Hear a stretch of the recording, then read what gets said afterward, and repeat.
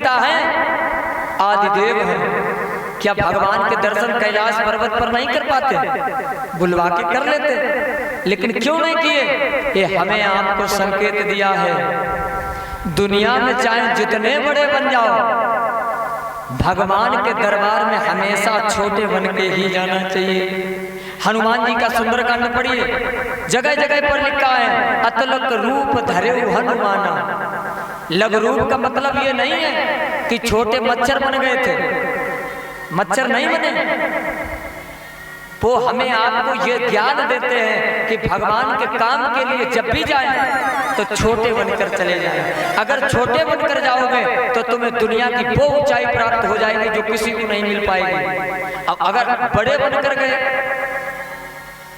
कि हम बड़े बनकर जा रहे हैं, ये क्या करेंगे, तो आपको मालूम है सती जी का चरित्र पढ़िएगा।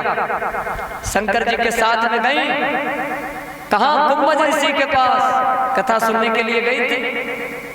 और जब गए हैं तो क्या था? बाबा भोलेनाथ जगत के पिता और संग सती जग जननी भवानी जगत की माता। और जब वहां पहुंचे तो कुंभज ऋषि ने उनको प्रणाम किया बाबा भोलेनाथ को। मैया उमा के मन में संदेह हो गया, ये कैसे व्यास कथा सुनाने वाला श्रोता के पैर छू रहा है, ये कैसे व्यास है? अपना दर्जा बड़ा मान लिया, सोचा ये क्या कथा सुनाएंगे। और जब मन में संदेह होता है, देखो कोई व्यक्ति आपके सामने अगर झुकता है तो अपने आप को सर्वोपरि मत समझिए, सामने वाले की विनम्रता देखिए कि वो किस भाव से तुम्हारे सामने झुक रहा है। जब ये सब लाओगे तो ठीक है। और जब इनको संदेह हो गया, कथा हुई, सती जी का पूजा में मना ही नहीं लगा। अभी जगत की माता थी और जब चली थी तो डिग्रियां सब गिर गई। चले संग लय दक्ष कुमारी, तो जगत की जननी नहीं रही, सिर्फ दक्ष की पुत्री रही। ये क्या है? अपना साथी अभिमान को मत बनाइए, अपना साथी भगवान को बनाइए।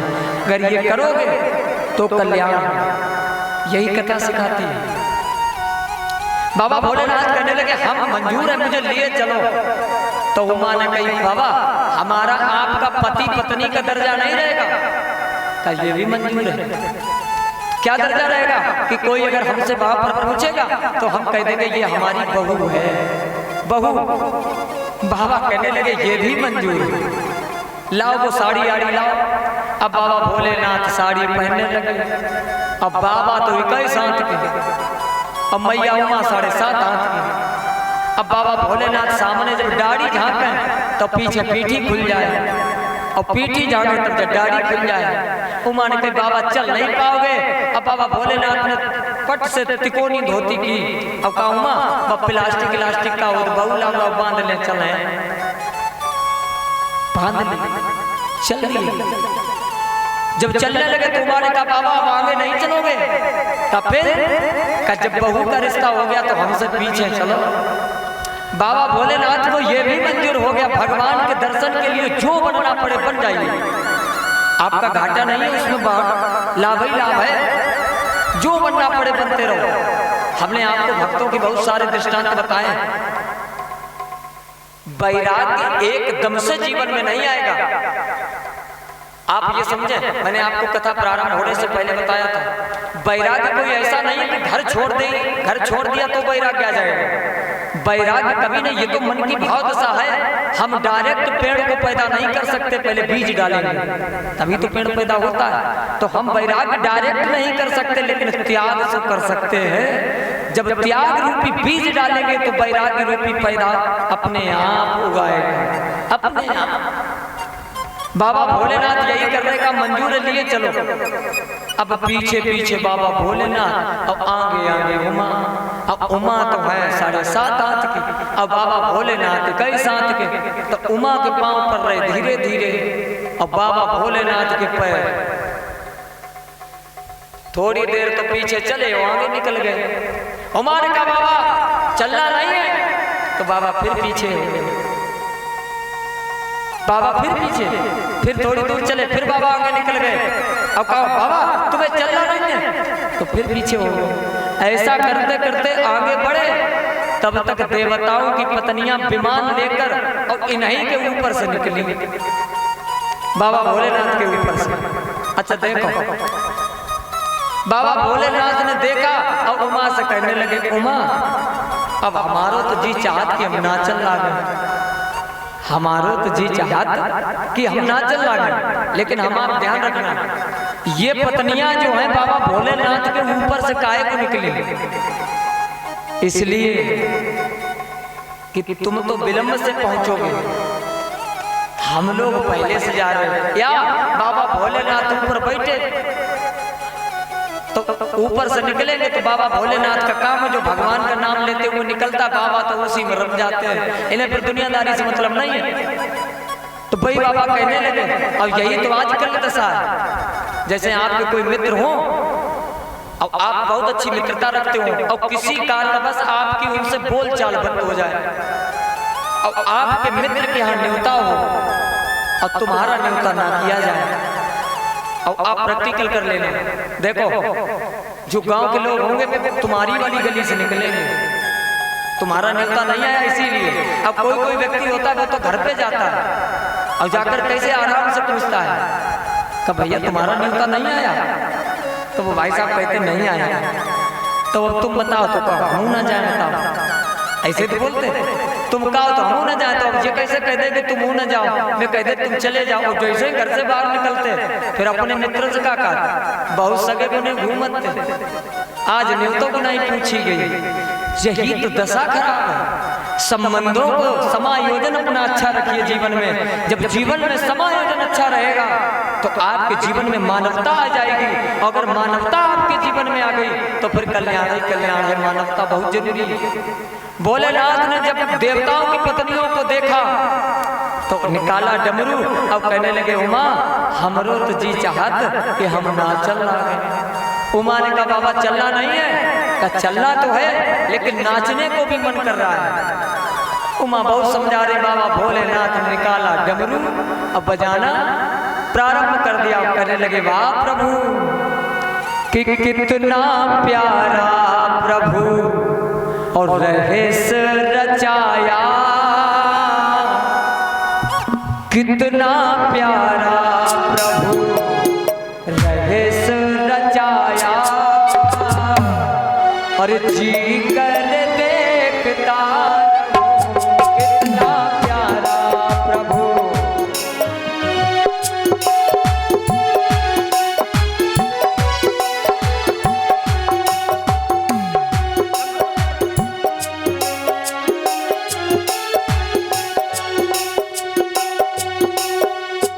कितना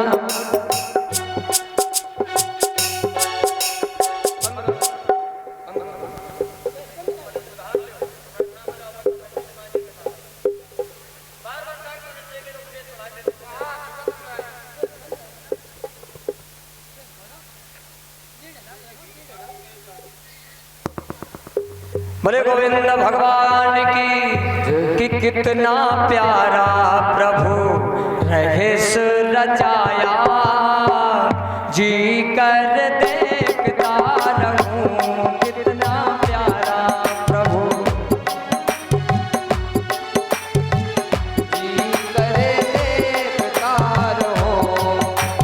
देवी आए देवताए आए गोपी ग्वाले, देवी आए देवताए आए गोपी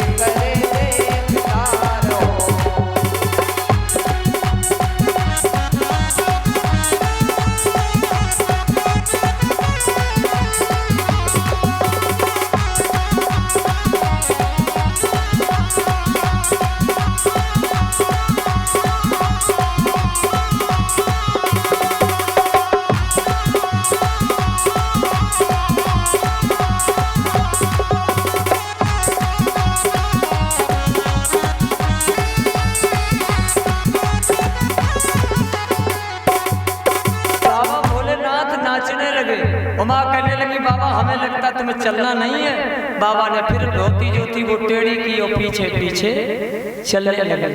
भगवान ने देखा कि बाबा भोलेनाथ रूप बदल करके आ रहे हैं, कोई बात नहीं, तो पहरेदारी पर नारद जी को खड़ा कर दिया कि जो भी आए उसका नाम पता डिटेल सब पूछना, उसके बाद अंदर आने देना। कहा ठीक है।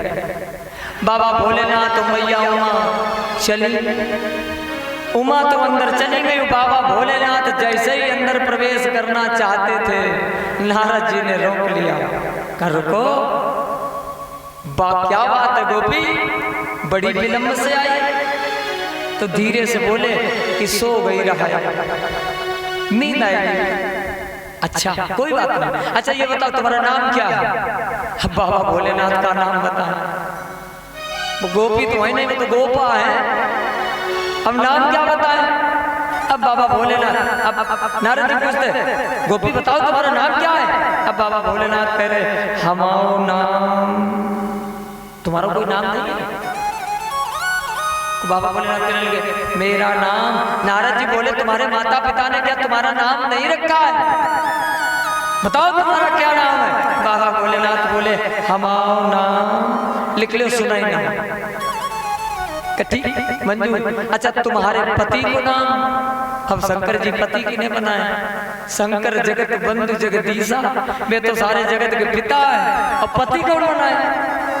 क्या है तुम्हारे पति का नाम? तुमने आभूषण तो ऐसे पहने जा लगा शादी हो गई हो, तो तुम्हारे पति का क्या नाम? अब बाबा भोलेनाथ खड़े अब कह रहे हमारे पति को नाम। क्या तुम्हारे कोई पति का नाम नहीं है? क्या है तुम्हारे पति का नाम? बाबा भोलेनाथ बोले हमारे पति का नाम लिख लो जगतपति। अच्छा बच गई, कोई बात नहीं। अंदर प्रवेश किया। अब सारी गोपियां बैठी थी, बाबा भोलेनाथ भी बैठे जाके। लेकिन भैया लोगों को एक बात याद रखियो, भाई लोग अगर माताओं लोगों की समाज में बैठ जाए तो बैठ नहीं पाओगे। हैं बाबा भोलेनाथ समझत जा रहे, कंकाओं के शरीर से शरीर टच ना हो जाए, समझत चले जा रहे। सारी गोपियां बैठी, तब तक थोड़ी सी धोती बाबा भोलेनाथ खुल गई। आगे एक गोपी की नजर पड़ गई, उसने दूसरी गोपी से कहा बहन तुमने दाढ़ी वाली बहुरिया देखी? दाढ़ी वाली कहाँ है? कब पीछे बैठी पीछे। अब सारी गोपियां गई, अब बाबा भोलेनाथ के आसपास बैठ गए। अब कहने लगी मुंह दिखाओ मुंह दिखाओ। अब बाबा भोलेनाथ कैसे मुंह दिखाएं, कैसे मुंह दिखाएं? लेकिन मैया उमा ने जैसे ही देखा कि ये तो हमारे स्वामी को परेशान कर रहे हैं, तो पास में पहुंची और जाकर कहने लगी। अब जा कैसे कहते मैं गोपी नहीं गोपा है। बात बनाई कि ये बहुरिया बहुत शर्मीली है। क्या बोली कि भोली गौरा इन्हें ना सताओ, अरे बोली गौरा इन्हें ना सताओ, अरे काम क्या है वो मुझको बताओ। गौरा इन्हें ना सताओ, काम गौरे वो मुझको बताओ।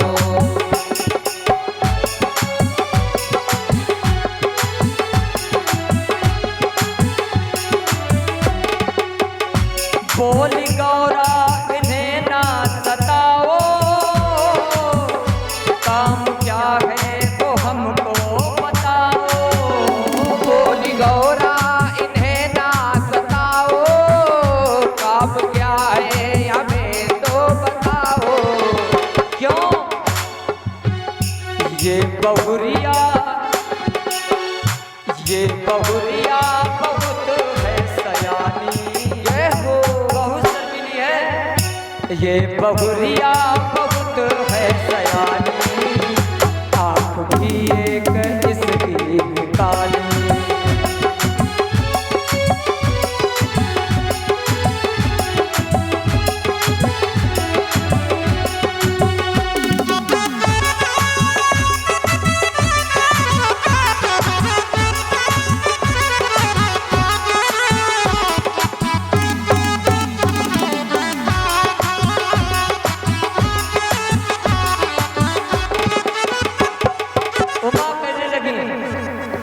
बहुरिया बहुत है सयानी, आंख भी एक इसकी है कानी।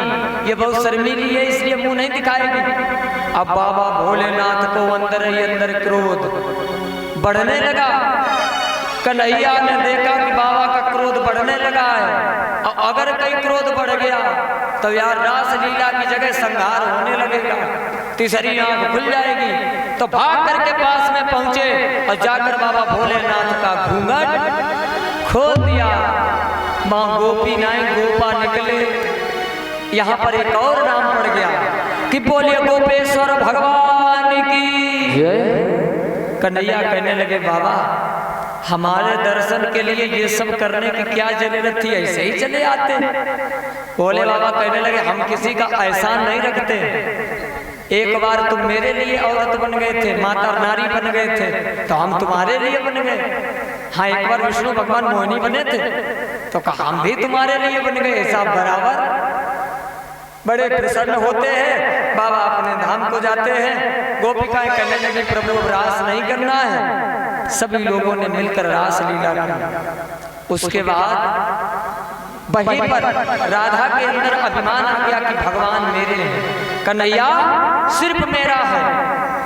तो कन्हैया से राधा ने कहा कृष्ण हम रास करते करते थक गई हैं, तुम ऐसा करो हमें अपने कंधों पर बिठा लो, कंधों पर।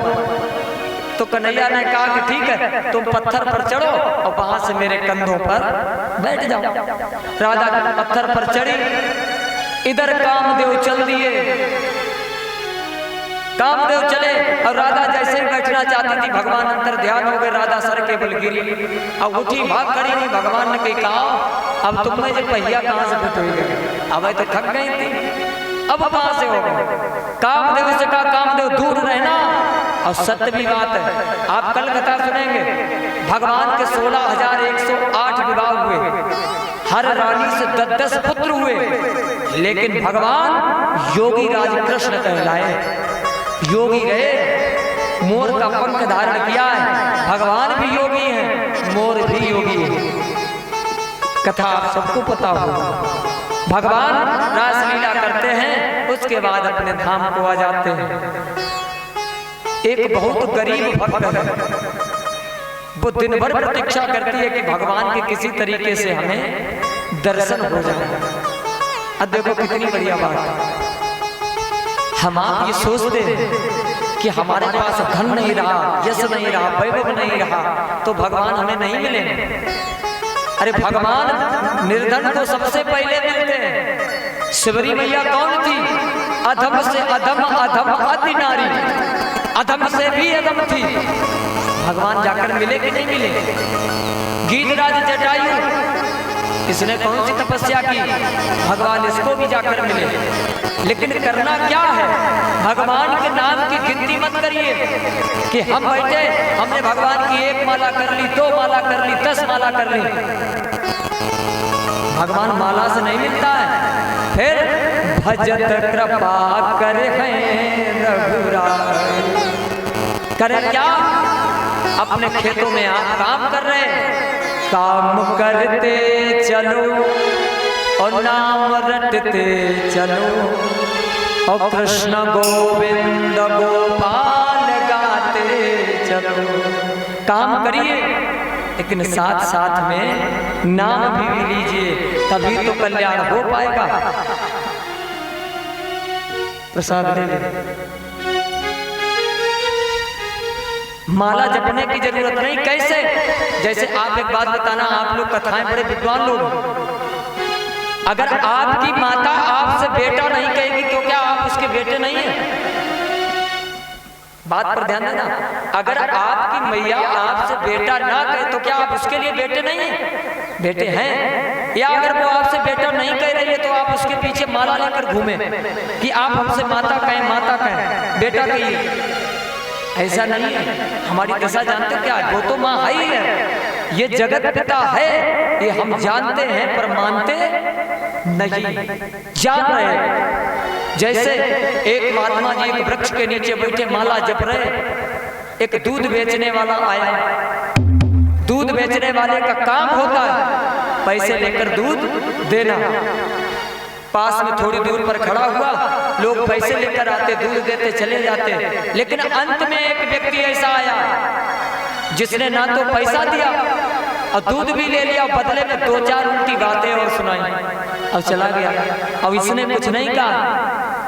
वो दूध वाला जब महात्मा जी के सामने आया तो उसने आकर पूछा, महात्मा जी ने कहा भैया एक बात बताओ, अभी तक जितने आए सबसे तुमने पैसे लिए, दूध दिया, चलता है, लेकिन ये व्यक्ति बाद में आया, इसने ना तो पैसे दिए, दूध भी ले लिया और बदले में उल्टी बातें और सुनाई, ये क्या है? वो दूध वाला कहने लगा, महात्मा जी अभी तक जितने आए थे ये सब मेरा व्यापार है, अभी तक जो दूध लेने आए थे ये मेरा व्यापार है, लेकिन जो बाद में आया वो तो मेरा यार है, हम उससे कैसे पैसे ले सकते हैं। अब कितना अच्छा संकेत, महात्मा जी के आंखों में आंसू आ गए, माला लेकर फेंक दी। का ये दूध बेचने वाले को अपने और पराये में अंतर मालूम है कि अपनों से पैसे नहीं लिए जाते, दूसरों से पैसे लिए जाते हैं, और हम कैसे, हम माला लेकर बैठे अब ये सोच रहे हैं कि भगवान कि हमने 1 माला कर ली, 2 माला कर ली, 3 माला कर ली, इसकी जरूरत नहीं है। भगवान के प्रति संबंध बनाया, संबंध, और जिसने संबंध बनाया भगवान भक्तों की खातिर बेटा भी बन गए, भाई बन गए, पिता बन गए, चेला बन गए, जो बनाना चाहो भगवान सब बनने को मंजूर है, बस उन्हें बनाइए तो, उनकी शरण में आइए तो वो आपका निश्चित कल्याण करेंगे। भगवान अपने धाम में रह रहे और नित्य नई लीलाएं कर रहे, और हम आप अब यहीं पर कथा को विराम। आज कथा का 6वां दिवस, 6ठा दिन। कल की कथा में, कल ठीक 12 बजे से कथा प्रारंभ हो जाएगी, 12 बजे से। कल भगवान का मथुरा गमन, कंसवध, भगवान का द्वारिका में वास, उद्धव गोपी संवाद, भगवान के 16,108 विवाह। भगवान के विवाह होंगे तो सब लोग विवाह की तैयारी करके आना। रुक्मिणी मैया के पाए पूजना, जो लोग पूजना भाई हैं, सब लोग लेके आना। आप लोगों को पता है, बताने की जरूरत नहीं है, श्रृंगार की वस्तुएं जो होती हैं आप लोग लेके आना और चढ़ाना, और चढ़ाने के बाद माँ को समर्पित कर देना है। लेकिन आप लोग लेके आना, कोई लेके आए चाहे ना आए, आप लोग जरूर लाना, ठीक।